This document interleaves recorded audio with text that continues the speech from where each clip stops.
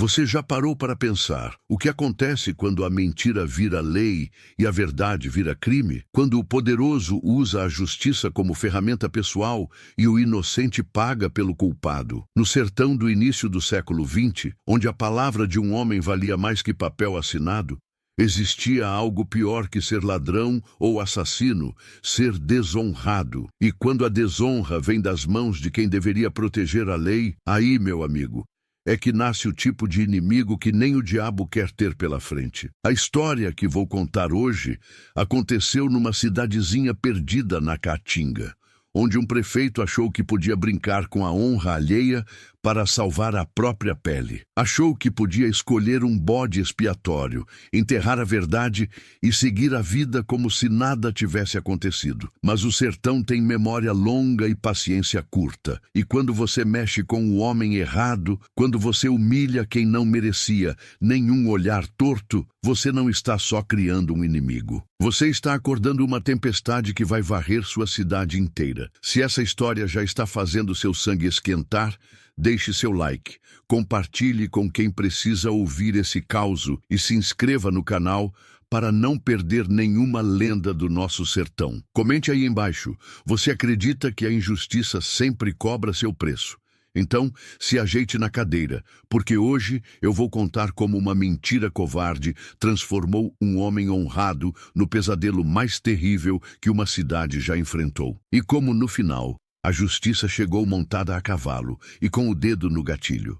Era 1923. E a cidade de Pedra Branca vivia sob o jugo de um prefeito que se achava dono de tudo e de todos. Antônio Cardoso era seu nome, mas o povo o chamava pelos cantos de Tonho Ladrão. Não pelos furtos que fazia dos cofres públicos, mas pela forma como roubava a dignidade de quem ousava confrontá-lo. Tonho tinha um filho, Pedro Cardoso, um rapaz de 20 e poucos anos que cresceu acreditando que o sobrenome lhe dava direito sobre a vida e a honra das pessoas. Era daqueles que humilhava por prazer, que batia em quem era mais fraco e que olhava as mulheres dos outros como se fossem sua propriedade particular. Numa tarde abafada de março, quando o sol castigava a terra como ferro em brasa, Pedro Cardoso cometeu o crime que mudaria o destino de todos naquela cidade. Na venda do seu Joaquim, onde os homens se reuniam para jogar dominó e tomar cachaça,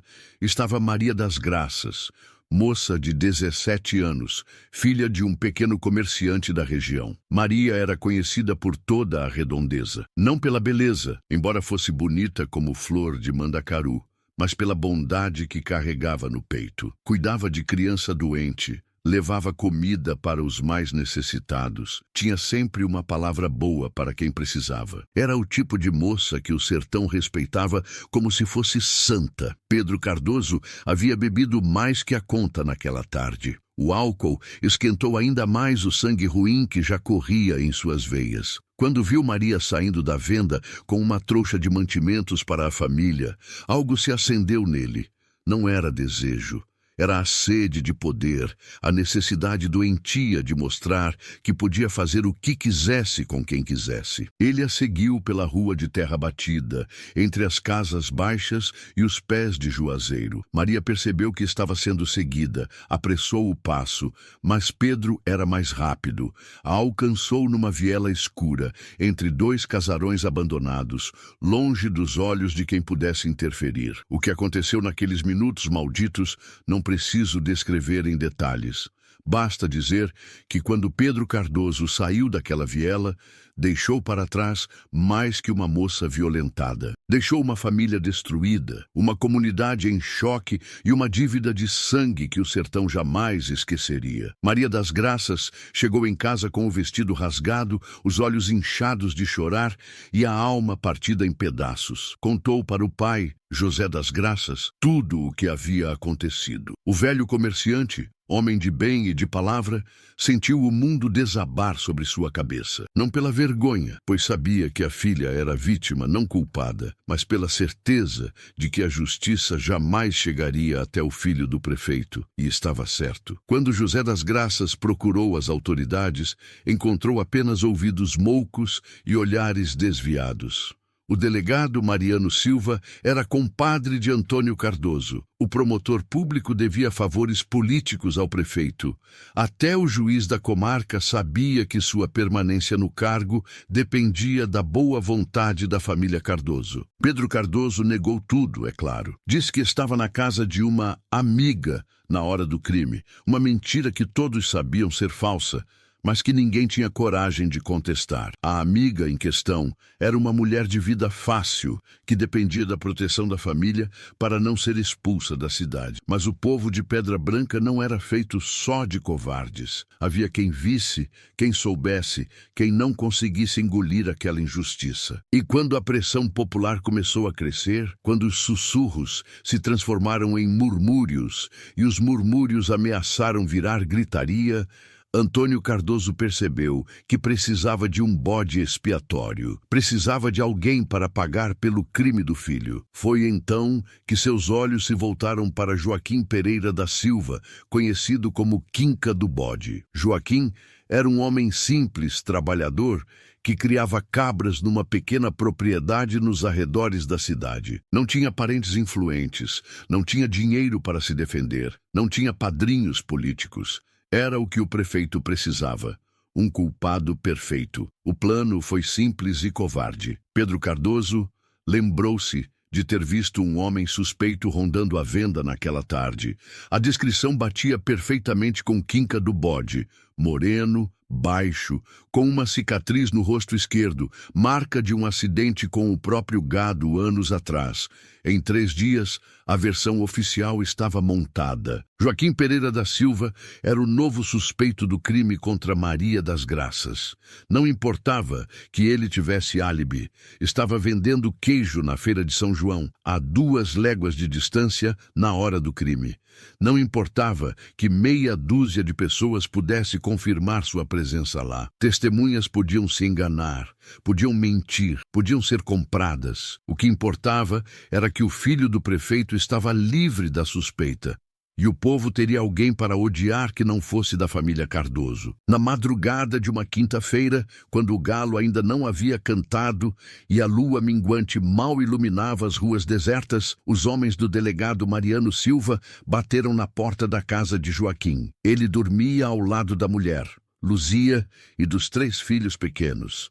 Sonhava, talvez, com a chuva que não vinha há meses, ou com o pasto verdinho que brotaria quando as águas voltassem. Acordou com o punho de ferro na porta de madeira carcomida pelo tempo. Levantou-se descalço, vestindo apenas a calça remendada, e abriu a porta para encontrar 4 homens armados. Entre eles, reconheceu Severino Boca Mole, um jagunço conhecido pela covardia, do tipo que só era valente em bando e contra quem não podia se defender. Joaquim Pereira da Silva, você está preso por estupro e tentativa de morte, anunciou o delegado com uma solenidade falsa que não enganava ninguém. Quinca olhou para aqueles homens como quem olha uma cobra venenosa. Não era medo o que sentia. Era indignação. Indignação pura, do tipo que queima o peito e faz o sangue ferver. Estupro de quem, delegado? Eu nem saio desta propriedade há 1 semana. De Maria das Graças, na quinta-feira passada, lá pela venda do seu Joaquim. Na quinta-feira eu estava na feira de São João vendendo queijo. Tem 1 dúzia de pessoas que pode confirmar isso. Severino Boca Mole deu um passo à frente, a mão no cabo da pistola. Tem mesmo? Pois essas pessoas devem estar enganadas ou mentindo para proteger um criminoso. Foi quando Quinca entendeu. Entendeu que não se tratava de um erro. Entendeu que não se tratava de justiça. Entendeu que ele havia sido escolhido para pagar por um crime que não cometeu, para proteger quem realmente o havia cometido. E naquele momento, com os filhos chorando atrás da porta e a mulher rezando em voz baixa, Joaquim Pereira da Silva sentiu algo que jamais havia experimentado na vida. A fúria gelada de quem é injustiçado. Não era raiva quente que explode e passa. Era algo frio, calculado, que ia se alojando no peito como chumbo derretido. Eles o levaram sem resistência. Não porque fosse covarde, Quinca tinha coragem para enfrentar onça quando necessário, mas porque sabia que resistir naquele momento só traria desgraça para a família. Foram 5 léguas a pé, sob o sol escaldante, com as mãos amarradas às costas e a cabeça baixa. Mas os olhos de Joaquim Pereira da Silva não estavam baixos. Estavam gravando cada rosto, cada nome, cada detalhe daquele cortejo da mentira. Porque um homem pode perdoar muita coisa. Pode perdoar uma palavra dura, um empurrão, até mesmo uma pancada injusta. Mas há uma coisa que o sertanejo não perdoa jamais: ser desonrado em público, ser acusado de um crime contra uma mulher inocente, ter sua honra pisoteada para que a desonra de outro seja encoberta. Quando chegaram à cadeia de Pedra Branca, Quinca do Bode olhou uma última vez para o céu azul da liberdade. Não sabia ainda, mas naquele momento estava nascendo o inimigo mais terrível que aquela cidade já havia criado. E o pior de tudo é que eles mesmos o haviam forjado na bigorna da injustiça. A cadeia de Pedra Branca não era lugar para homem. Era lugar para bicho. 4 paredes de pedra crua, um chão de terra batida que virava lama quando chovia e um buraco no canto que servia de necessário. No alto, uma janela pequena como punho fechado deixava entrar apenas um feixe magro de luz durante poucas horas do dia. Joaquim Pereira da Silva foi jogado naquele antro como se fosse um saco de farinha estragada. A porta de ferro bateu às suas costas com um som que ecoou na alma. Não era só o som de uma tranca se fechando, era o som da mentira triunfando sobre a verdade. Mas quem era realmente o homem que eles haviam prendido? Quem era Joaquim, além do Quinca do Bode, que todos conheciam? Era filho de Francisco Pereira, pequeno proprietário que havia desbravado um pedaço de Caatinga com as próprias mãos, suor e sangue. Francisco era daqueles homens antigos que ensinavam os filhos que a palavra vale mais que papel assinado e que a honra é a única herança que realmente importa. Morreu quando Joaquim tinha 15 anos, deixando para o rapaz não terras, que eram poucas, nem dinheiro, que nunca houve, mas um nome limpo e uma reputação inabalável. Joaquim cresceu honrando essa herança. Casou com Luzia aos 20 anos, numa cerimônia simples, na igrejinha de Santo Antônio, onde prometeu diante de Deus e dos homens que seria marido fiel e pai presente. Cumpriu a palavra durante 12 anos de casamento, 12 anos em que não houve uma só queixa da esposa, um só desentendimento com os vizinhos, uma só dívida não paga no tempo devido. Era conhecido em toda a região pela honestidade no comércio. Seus queijos tinham o peso certo, sua palavra tinha o valor exato, seus negócios eram fechados no aperto de mão. Quando alguém precisava de ajuda, fosse para erguer uma casa, cavar um açude ou enterrar um morto, lá estava Joaquim, sem pedir nada em troca, além do reconhecimento silencioso de que havia cumprido seu dever de cristão. Mas agora, naquela cela imunda, tudo isso parecia não valer nada. A honra de uma vida inteira havia sido pisoteada em uma manhã, reduzida a pó pela mentira de quem tinha o poder de fazer a mentira virar verdade. O carcereiro era um mulato alto e magro chamado Benedito, conhecido como Bené Cachorro, não pela crueldade, mas pela fidelidade canina que demonstrava aos patrões. Bené não era mau por natureza, mas era covarde por escolha. E a covardia no sertão, às vezes, dói mais que a própria maldade. Nos primeiros dias, Bené ainda olhava Joaquim com certa desconfiança, como quem vigia um animal perigoso. Mas não demorou para perceber que ali não havia violência. Não havia ameaça. Havia apenas um homem quebrado pela injustiça, tentando entender como o mundo havia virado de cabeça para baixo da noite para o dia. "Por que fizeram isso comigo, Bené?" perguntou Joaquim numa tarde, quando a sede apertava e a água da cadeia tinha gosto de ferrugem e desgosto. "Você me conhece há anos. Já me viu fazer mal a alguém?" Bené desviou o olhar, mexeu os pés no chão de terra e murmurou uma resposta que mais soou como pedido de desculpas. "Eu só cumpro ordens, Quinca. Não é comigo essas coisas de justiça." Mas até Bené sabia que aquilo não estava certo. À noite, quando achava que Joaquim dormia, o carcereiro ficava acordado na cadeira de palha, fumando um cigarro de palha atrás do outro, como quem tenta fumaçar a própria consciência. As notícias do mundo lá fora chegavam aos poucos, trazidas pelos poucos visitantes corajosos que se arriscavam a ser vistos na cadeia. Luzia vinha uma vez por semana, sempre no final da tarde, quando as sombras eram mais longas e podiam esconder parte da vergonha que não era sua, mas que o mundo jogava sobre seus ombros. Trazia comida, um pedaço de carne seca, farinha, rapadura, e trazia também as lágrimas que não conseguia segurar quando via o marido definhar naquela cela. Os filhos ficavam em casa com a vizinha. Luzia não queria que vissem o pai daquela forma. Não queria que guardassem na memória a imagem do homem honrado atrás das grades como um criminoso qualquer. "Como estão os meninos?" perguntava Joaquim toda vez.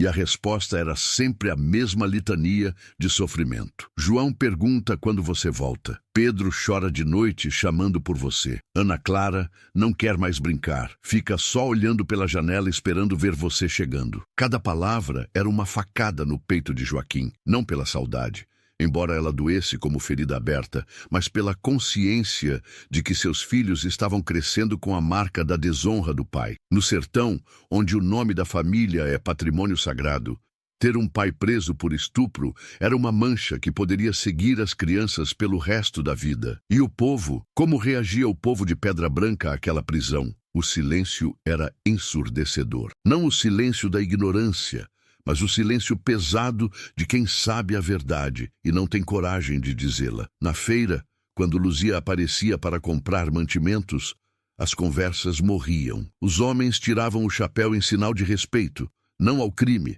mas à mulher sofrida. Porém, ninguém ousava falar abertamente sobre a injustiça. Havia os que sussurravam pelos cantos, é verdade. "Quinca não faria uma coisa dessas", diziam uns. "Ele estava na feira de São João naquele dia", comentavam outros. Mas sussurros não soltam presos, não restauram honras pisoteadas, não enfrentam o poder estabelecido. O medo havia tomado conta da cidade como praga de gafanhoto. Medo de contrariar o prefeito, medo de perder o emprego, medo de ser o próximo a ser escolhido como bode expiatório. Era um silêncio que gritava mais alto que qualquer protesto, porque mostrava como uma comunidade inteira podia ser dominada pela covardia. Mas nem todos se calaram completamente. Seu Tibúrcio, velho comerciante da feira de São João, era um desses homens que a idade havia tornado imprudente ou corajoso, dependendo do ponto de vista. Numa tarde de sábado,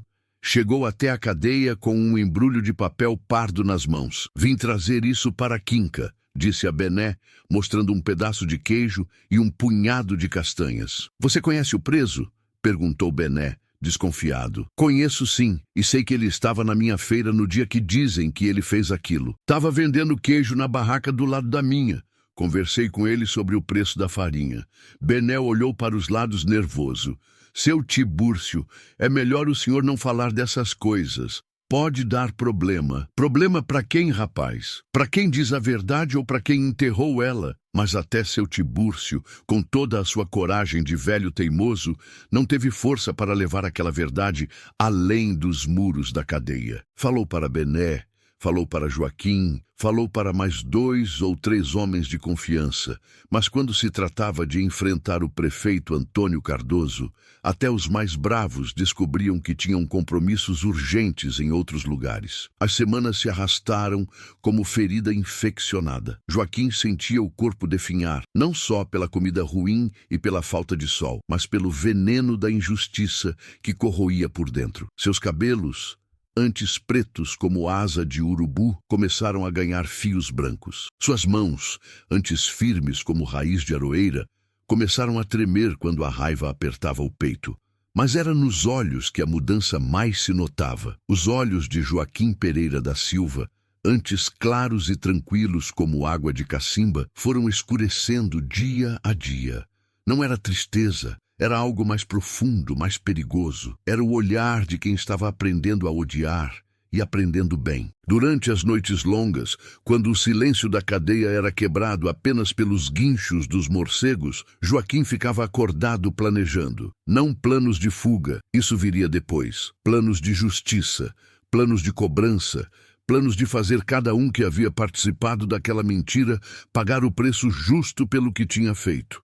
E enquanto ele planejava, lá fora, Pedro Cardoso continuava solto, livre, zombando da situação. Contava para os amigos de bebedeira como havia sido fácil jogar a culpa no caboclo do bode. Ria da ingenuidade do povo, que tinha engolido a mentira sem questionar. Gabava-se da proteção do pai, que havia resolvido tudo com uma canetada. Pedro não sabia, mas cada gargalhada sua estava sendo somada na conta de Joaquim. Cada zombaria era anotada no livro da vingança que se escrevia naquela cela suja. E quando chega a hora do ajuste de contas, o sertão não perdoa nem esquece nada. 3 meses se passaram. 3 meses de humilhação, de saudade, de raiva engolida. 3 meses vendo a injustiça triunfar e a verdade ser pisoteada como capim seco. Mas no sertão, como dizia o velho Francisco, pai de Joaquim, a paciência tem limite. E quando esse limite é ultrapassado,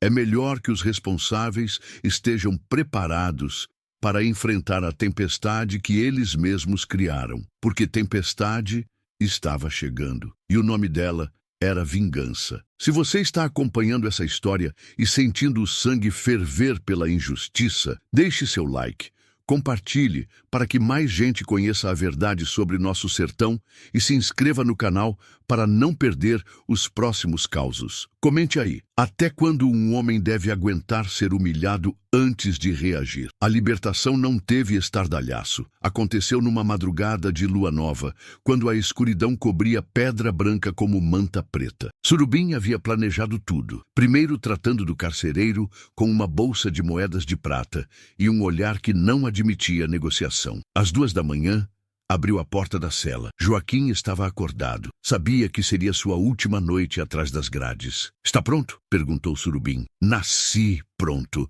respondeu Joaquim, voz temperada por 3 meses de humilhação. Saíram pelos fundos, onde 2 cavalos esperavam, não para fugir longe, apenas para se esconder tempo suficiente para se preparar. Surubim havia arranjado esconderijo numa gruta na Serra do Cruzeiro. Durante uma semana, Joaquim ficou naquela gruta como fera ferida. Surubim trazia comida, notícias e, principalmente, as ferramentas necessárias. Rifle Winchester, pistola Colt, munição e informações detalhadas sobre cada um que participou da mentira. "Vingança sem planejamento é só raiva desperdiçada", ensinava Surubim. "Tem que ser certeira, justa, definitiva." O primeiro na lista, Severino Boca Mole, o jagunço covarde que comandara a prisão. Toda quinta-feira ia à casa de mulheres, sempre pelo mesmo caminho. Joaquim estudou o mapa, gravou cada detalhe. Na quinta-feira seguinte, esperou escondido atrás da pedra do bode. Quando Severino apareceu despreocupado, assobiando, Joaquim saiu de trás da pedra, rifle apontado. "Boa noite, Boca Mole. Lembra de mim?" Severino gelou. "Quinca, como você... A pergunta certa é, você tem alguma coisa a me dizer antes de eu fazer o que vim fazer?" Severino tentou puxar a arma. O primeiro tiro pegou-o no ombro, derrubando-o. O segundo na perna. Joaquim não queria matá-lo rápido. "Por que fizeram isso comigo?" "Porque você era perfeito. Não tinha ninguém para te proteger." O terceiro tiro foi na testa.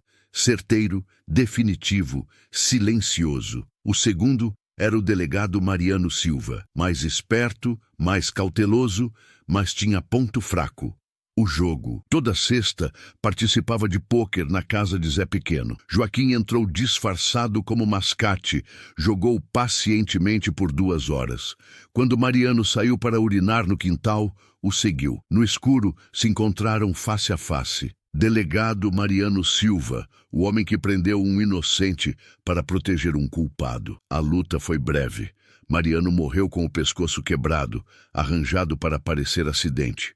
2 nomes riscados. Faltavam os principais: prefeito Antônio Cardoso e seu filho Pedro. Estes seriam diferentes, morreriam em público para toda a cidade ver o que acontece com quem brinca com a honra de um homem de bem. Casa de Zé Pequeno, a mesma casa onde Pedro Cardoso havia se gabado do crime. Surubim havia arranjado tudo para que Joaquim pudesse entrar no jogo como um mascate de passagem pela cidade. Mudou-lhe a aparência com barba postiça, roupas diferentes, um jeito de falar que não denunciava suas origens. A noite de sexta chegou carregada de nuvens baixas que prometiam chuva. Joaquim entrou na casa de jogos como mais um forasteiro em busca de distração e dinheiro fácil. Sentou-se à mesa onde Mariano Silva distribuía cartas com a autoridade de quem se achava dono do mundo.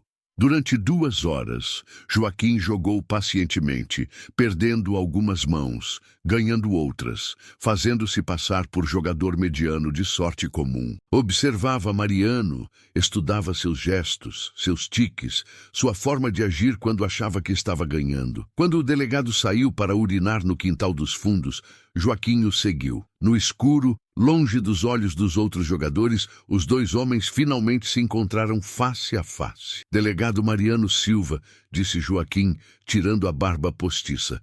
O homem que prendeu um inocente para proteger um culpado. Mariano tentou gritar, mas a mão de Joaquim foi mais rápida, tapando-lhe a boca. Eram 2 homens de força parecida, mas apenas um lutava pela justiça. E isso fazia toda a diferença. Você vai morrer aqui, delegado.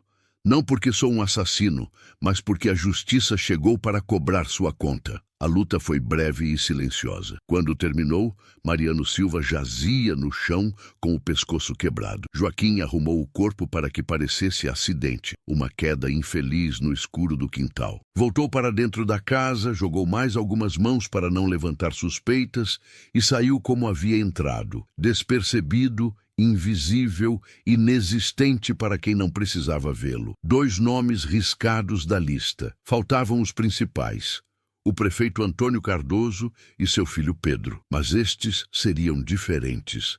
Estes não morreriam no escuro, escondidos como criminosos comuns. Estes morreriam em público, para que toda a cidade visse o que acontece com quem brinca com a honra de um homem de bem. Joaquim voltou para a gruta, mas não para descansar. Voltou para planejar o grande finale da sua vingança, o momento em que cobraria não apenas sua própria desonra, mas a desonra de todos os homens orados que haviam sido pisoteados pelo poder corrupto dos Cardoso. A tempestade estava quase completa. Faltavam apenas os últimos trovões para que toda Pedra Branca soubesse que a injustiça havia encontrado seu coveiro, e que esse coveiro tinha nome e sobrenome: Joaquim Pereira da Silva, o homem que eles tentaram destruir e acabaram transformando no pior pesadelo de suas vidas. O domingo de São Pedro chegou com missa solene, procissão e quermesse na praça, o dia mais importante do ano para Pedra Branca. Antônio Cardoso adorava desfilar como benfeitor, enquanto Pedro caçava oportunidades de humilhar os mais fracos. Joaquim chegou quando a missa das 8 começara, ficando do lado de fora, observando, calculando. Surubim estava posicionado do outro lado da praça, rifle escondido, para garantir que ninguém interferisse. Quando o povo se espalhou pela praça, Pedro viu Maria das Graças. A moça havia vindo com o pai José das Graças, mais magra, pálida, com um olhar perdido que denunciava a ferida na alma. Pedro, bêbado e inconsequente, aproximou-se dela na barraca de doces, sussurrou algo que a fez empalidecer. Quando José tentou interferir, Pedro o empurrou violentamente. Sai da frente, velho! Eu falo com quem eu quiser. Foi quando Joaquim decidiu que havia esperado o suficiente. Saiu de trás da árvore e caminhou lentamente pela praça. As pessoas perceberam sua presença aos poucos. Primeiro um murmúrio, depois outro, até que silêncio sepulcral tomou a festa. Todos sabiam que havia fugido, mas ninguém esperava vê-lo ali, em público. Pedro foi o último a perceber, ocupado demais, intimidando Maria. Só se deu conta quando o pai o cutucou. Pedro, é ele! Pedro se virou e viu Joaquim caminhando em sua direção. Não era mais o homem humilhado. Era algo perigoso que fez seu sangue gelar. Joaquim Pereira da Silva, o fugitivo, O estuprador, o inocente, corrigiu Joaquim, parando a 3 metros. O homem que vocês tentaram destruir para esconder a própria podridão. A praça inteira observava em silêncio, como teatro real, onde o sangue seria verdadeiro. Se você está com o coração acelerado vendo essa justiça chegar, deixe seu like, compartilhe para que mais gente conheça esse caso e se inscreva no canal. Comente aí, você acredita que existe justiça maior que a do próprio povo? Você está maluco! Gritou Antônio, confessando seu crime na frente de todo mundo. Meu crime foi acreditar que existia justiça nesta cidade. Sorriu Joaquim. Sorriso terrível de quem vai revelar a verdade. Alto para toda a praça ouvir, contou como estava na feira com dezenas de testemunhas, como Pedro confessara o crime bêbado, como o pai arquitetara a farsa. Sabem por que me escolheram? Porque não tinha quem me protegesse, porque era só um criador de cabras, sem dinheiro, sem poder, porque acharam que podiam me usar e descartar como trapo velho. Pedro tentou negar, puxou uma pistola. Mentira de bandido, então me mata, disse Joaquim abrindo os braços. Mata na frente de todo mundo, como matou minha honra. Pedro atirou tremendo, mas errou. Joaquim continuou parado, braços abertos. Errou, agora é minha vez. 2 tiros certeiros. Pedro no peito, Antônio na testa quando tentava fugir. Pai e filho caíram juntos, na mesma poeira, pagando o preço da injustiça. A multidão ficou em silêncio. Depois explodiu em ovação que ecoou pelas ruas. Não aplaudiam violência, aplaudiam justiça que havia faltado meses. Joaquim se ajoelhou diante de Maria. Está feito. O homem que te machucou não machucará mais ninguém. José das Graças o ajudou a levantar. Obrigado por fazer o que nenhum de nós teve coragem. Joaquim deixou Pedra Branca naquela tarde, montado no cavalo de surubim, levando apenas a roupa do corpo e consciência limpa de dever cumprido. Dizem que virou cangaceiro, outros que foi para longe com novo nome. Há quem jure que ainda hoje, em noites de lua cheia, se vê um homem montado protegendo fracos e castigando poderosos abusivos. Mas todos concordam. Naquele domingo, a justiça chegou montada a cavalo e com dedo no gatilho. Mostrou que quando você mexe com a honra de homem de bem, cria seu próprio carrasco. A lenda se espalhou pelo sertão como fogo em capim seco. No sertão, a mentira pode vencer por um tempo, mas sempre chega a hora do ajuste de contas. E quando chega, é melhor estar preparado. Essa é a história do homem preso injustamente que se transformou no pior pesadelo de uma cidade corrupta. Uma história que ensina que a honra pode ser pisoteada, mas jamais destruída. E que às vezes, quando todos os caminhos se fecham, é preciso abrir um novo com as próprias mãos. Deixe seu like se essa história mexeu com você. Compartilhe para que mais gente conheça a verdade sobre nosso sertão. Se inscreva para não perder os próximos causos. Comente, você acredita que ainda existem homens como Joaquim nos dias de hoje? Até o próximo causo.